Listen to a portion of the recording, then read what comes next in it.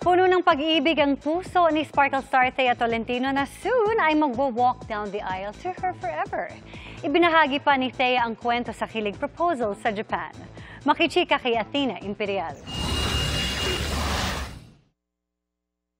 Over the moon pa rin mula sa kanilang recent trip sa Land of the Rising Sun, si Sparkle artist Thea Tolentino at kanyang boyfriend, now fiancé, na si Martin Joshua San Miguel. Sa Japan kasi nangyari ang special milestone sa buhay ni Thea nang mag-propose doon ang kanyang nobyo. Kwento ni Thea, nagtaka siya noong una nang biglang magpakita ng interes si Martin sa photoshoot. Usually pag pumupunta ako sa Japan, nakikipag-collaborate ako with photographers din.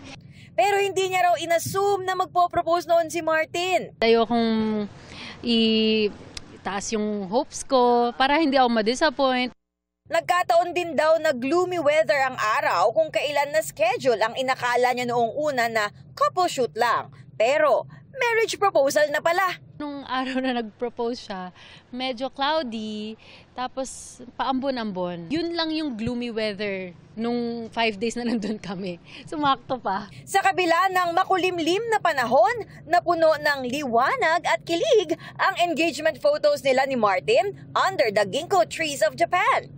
Sa ngayon, ine-enjoy daw muna ng dalawa ang engagement stage nila as a couple, matapos ang 4 years as boyfriend and girlfriend. Cloud9 kami, kasi nitong last week lang yun eh.